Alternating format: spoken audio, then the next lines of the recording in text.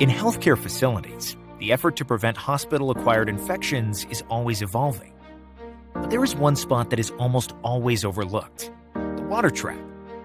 The water trap is located under the sink, below the drain. However, it's not a trap for germs, viruses, bacteria, and fungi. It's a perfect home.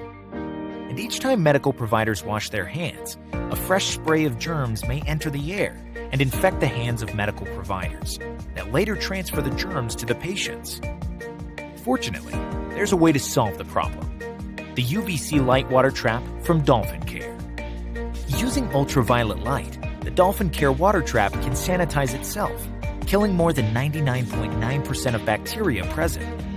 Now, when people wash their hands, there's almost no harmful spray of germs. Just another simple way to safeguard patient well-being.